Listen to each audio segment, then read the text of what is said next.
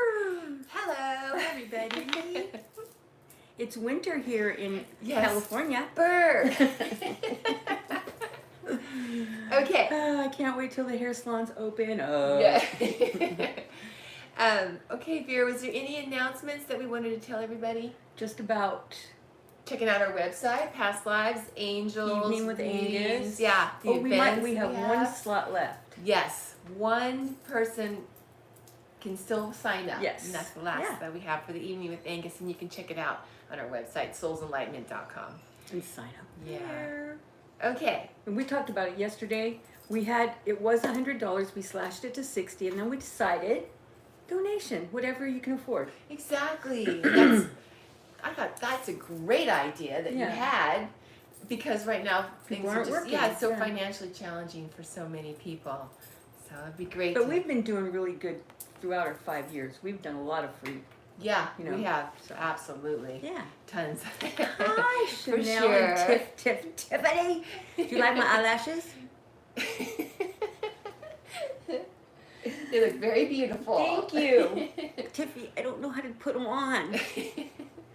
I couldn't get them on. Well, it was a sweet thought. Yeah. I'm sure we'll figure it out. Sarday. Okay. This is going to be a really fun day because we have some show and tell the show. We do? But first there's the telling part. So we want to hear about Michael Jordan's past life. So I was going to look it up. I can't look it up. Well, I've been watching The Last Dance. I cannot tell you enough how I just get so inspired, and I never really liked basketball. It was so inspiring. I've been watching it all morning with. But you know, you get a lot of that with sports because it does teach you about life. Yeah. And if you can get a hold of a book called Mind Gym, M-I-N-D, like mind, and the gym when you go work out, Mind Gym, excellent book to help you understand and deal with life. Now, did he write that? No, it's somebody. Actually, it was a reading that Sylvia did for this woman. The author had died. Okay. And so she left Sylvia the book. Oh. But then Sylvia gave it to me. Oh, the book. Yeah, nice. So, yeah. Okay. Oh, I forgot. Keep talking. Okay. Oh my God, I'm so hot. I know. Okay. But it's winter. That's right. Yeah. Okay, so what I got for Michael Jordan was that he was an amazing gladiator. Hi, Sammy. And he was, I get an M name. That was one thing that I did get. And he was like a young gladiator starting out, but he was a slave. I mean, he wasn't like he did it because he loved it, but he was so competitive that he just took to it. But he wasn't, that's why. He was in another army. So everything he learned how to fight over here, he utilized it in the gladiator thing. So in a battle, he was taken prisoner. Right. Got and then made a gladiator. Wow. And then they usually pit the newcomers with not so good guys so they can get, used to it and all that. Is what I'm picking up. I don't know if that for sure.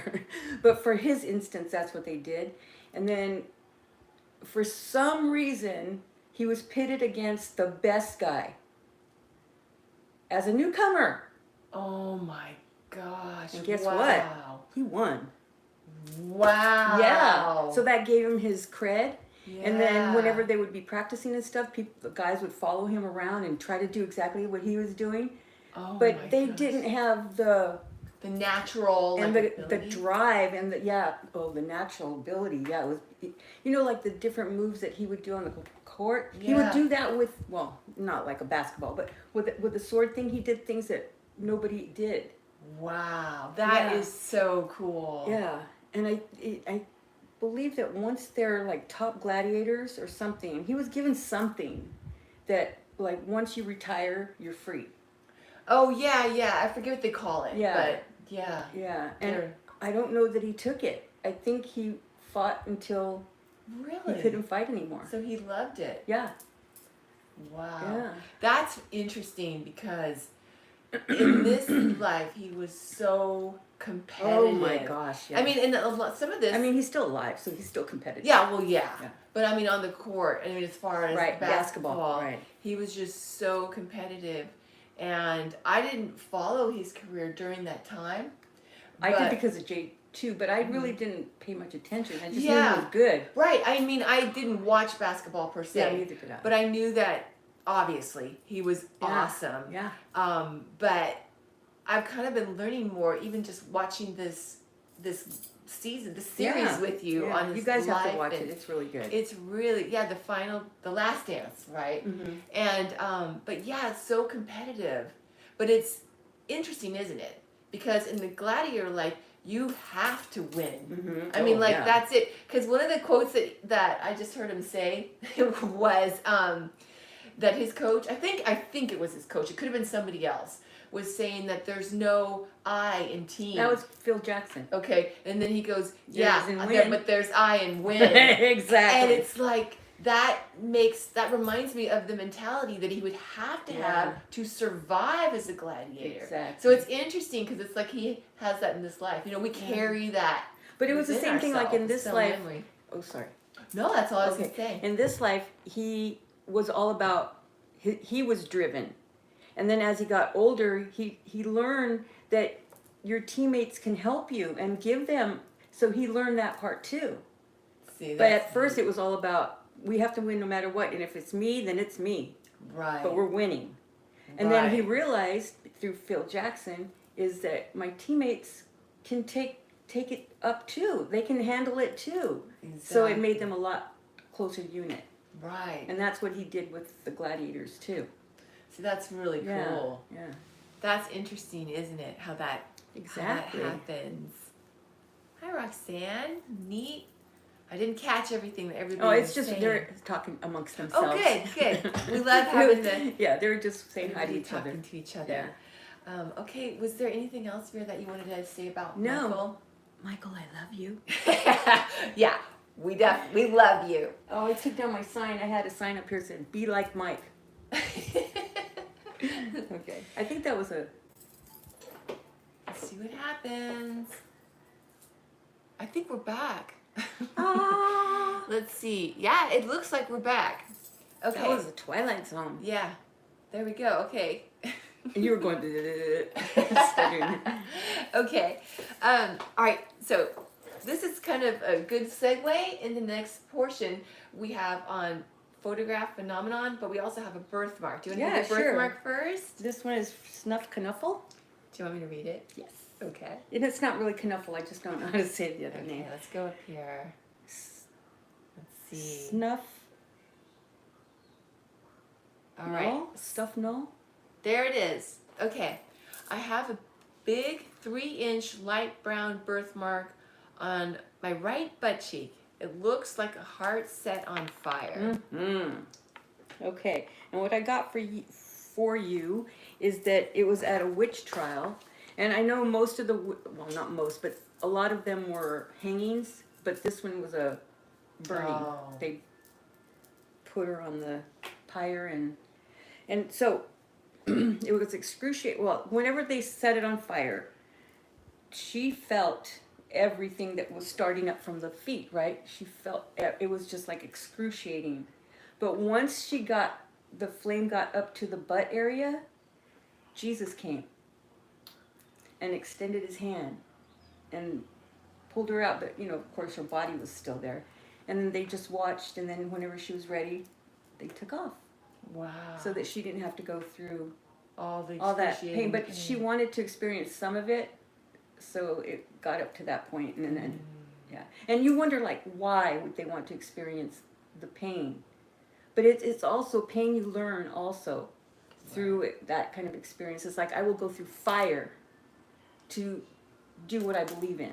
Exactly. Is basically what it is. And then also, if that was one of yours, that was one of your things that the birthmark is supposed to remind you of, that you will go through fire. But also that you're not afraid to die. Because we're all still alive on the other side, right? Right. Yeah. We just have to go through that process. Wow. Yeah. That's pretty amazing. Wow. Okay. That's a really powerful birthmark story. Wow. All right. Next. Let's see. Okay, Vera. Oh my God, I can't, you Very. guys. It's too hot. I'm sorry. Oh my God, I'm dying. It is a warm I day. apologize, but I can't do it. Oh my God. Okay. All right. This I is. felt like I was going through fire. And look Maybe- what it did. Maybe you were feeling what Snuff was Yeah. Oh experiencing. my gosh. All right. Okay. So the next part of our topic today is really interesting, and we have some show and tell too. But first, we want to start off with a question, and this is a really interesting one, and it's about a photograph that one of our viewer friends has. Let me scroll on down to all the questions, and I'm just going to go ahead and read it. Okay. Their channel name is Strength and Hope 7. Okay, Whoa. I wonder if you could explain this strange phenomenon which started nearly 7 or 8 years ago. My daughter is now 29 and I'm 71. One of my framed granddaughter's photographs taken when she was 4 is beginning to worry me, so much that I now avoid looking at it. I only have to look at this particular photo for a couple of seconds. Her image begins to change, and I begin to see different faces of boys and girls, as if watching a rolling film. Different hairstyles, different features, and I don't know why this is happening and why with this particular photo. Do you know of any literature that explains this phenomenon? Do you or other people who experience this, how can I stop it? Well, I don't know if you want to stop it. It's really interesting. Because once you understand why you're doing it, it's going to be more so that it's amazing, really. Because what you're tapping into with your intuitiveness is your past lives with your granddaughter. How cool is that? Yeah. So that's all it was. It's just you're remembering, your brain remembers the times that you had with her and the different eras, and because it's different faces, different, I think she said different Boys and girls, like genders, Yeah. and different clothes maybe. So it's just past lives you've had with your granddaughter, which should make you feel happy because Yeah. you've had lives with her before. That's So really it's nothing cool. to worry about. It's nothing to be afraid of. You're not losing your mind. Yeah, Yeah. that's really, really cool, actually. I think Yeah. it's super neat. Yeah. I know sometimes we think, oh my God, I'm losing it. I'm going crazy. But I love one thing that Angus said once. He said, yeah, crazy smart. Yeah. And so you're Yeah. not going crazy. It's just that, like you just were saying, Knowledge is it's power. that, Yeah. it's just that thinning veil Mhm. and that intuition. Sorry. Dueling knees. Like, come on over. Scroll, or what is this? Wheel over. Scoochie. Yeah, scoochie over. Okay, so I wanted to share about two Thank you, Tat photographs. Kay. Two photographs. Yes, she does. Okay, so the first photograph, this is really fascinating. Should we show them this one or this one first? Oh, show them the first one. Oh, This one? Okay. All right, so this one is, we have He's so a cute, though. really dear friend. John Ammon. And yeah, John. And this was, I don't even know how many years ago. It's many been like years ago. a long time ago. Like when we were 12. Yeah. Yeah. It's like 10 years ago. Anyway, so we were with John at an event in San Francisco in which he was being recognized and honored as doing some significant things in the Native American community. And when we took this photograph, it's super cool because you're going to see this little blobs of energy, I don't know how else to say it, that are blue, and it's going from me to John, and let me just show it to him. It's right, okay, There. I look a lot different, but because my dark hair, but that Still is look good. that is just a phenomenon that happened in the photograph. And it was just really cool because if you could see it in person, it's little tiny orbs making this row. And what you were saying about it was that it was Past lives that they had together. yeah, it was our past Especially life one. It was our past life connection. That one that you, Yeah. I forgot what it He is. was but he was a priest, and I was a daughter of this like king or something, and he helped me escape. Oh, that's right. And so he saved you. Yeah, he saved my life. Yeah. And so it's super cool because it's connecting us. Yeah. And it's our past life connection. And I thought that was like neat because obviously, I'm sorry, I'm excited. Anyway, but I thought it was super neat because sometimes things appear on photographs, right? Yeah. Okay, that weren't there in the picture. Right. Now this This really one is interesting really good. because I've never heard of this before. Yeah. But I can't wait to tell you what Angus said about this. Okay, so in this picture, this is my father's baby picture in black and white. And my whole life, I had seen this picture, and it was always in black and white. All right? And then one day, and I don't even know, maybe 5 years, 6 years ago or something, all of a sudden I noticed color on it. And it's bright red. And it's never had color on it. I saw it. The photograph, this old photograph, it had bright red appeared on his lips and on his toy. Let me show you this. Hold on. This is a trip. Hold on. Sorry, you guys. There we go. All right. There, that's perfect. Yeah, there's his lips. Yeah, there you go. And there's his toy. See how red that is? Well, what Angus was saying about this is that it manifested in the picture what is most important to him in life. What was most important to him in life. It is still. It is, yeah. I know everybody's going, aw. Is like the physical pleasures and possessions. Speaking what he wants to say. And yeah, what he wants to say, but not in a positive way. No. And then possessions. And possessions. Mm-hmm. Isn't that fascinating? And That's it that manifested in the picture. I'll never forget when he said that. I could not believe it. I know. It's amazing. It was like this physical proof. It was just, I was just in awe over that one. Yeah. Very interesting. It is interesting. Yeah. Yeah, that is crazy. Yeah. Yeah. Vera, was there any other, there was an orb, wasn't there an orb in a photograph that you took very recently of a moon outside your door? I and think there was, Tiffany's the one that caught that. was that, and there was like a blue orb? I think, or It's a Tiffany blue and orb? Roxanne said, oh, there's Was an it? orb. And then you were saying it was was it an angel? Uh-huh. Yeah. See, and that's so interesting because with the picture with John and you and I, that is, my soul color is blue. Right. And it's blue. So it's just really interesting to see when, if you might get something that appears in your photograph, it might be something more than just, Exactly. a lot of times we'll hear the analytical thinking will be like, oh, it's just something in the film. Yeah, people will whatever. always say that. But why is it just his lips and just his toy? I know. If it was, there would be more stuff. I know. And it's never changed after it changed. It's never gotten more red or, you know, or different areas red. It's the same. Yes. So, I don't know. It's just... Yeah. It's so interesting. What did she say? I can't read that fast. One time I took a picture of myself when I was a kid in my old apartment I grew up in. There was a bright white light, lines encircling my entire body. No idea what that was. Lights. Wow. Well, that's your angels and your aura too. Yeah, that's awesome. But that's protection. That's beautiful. Yeah, that is cool. That's super neat. Because a lot of times we've found Oh, that's right. The Zoom one too. Remember I had the orb over my head?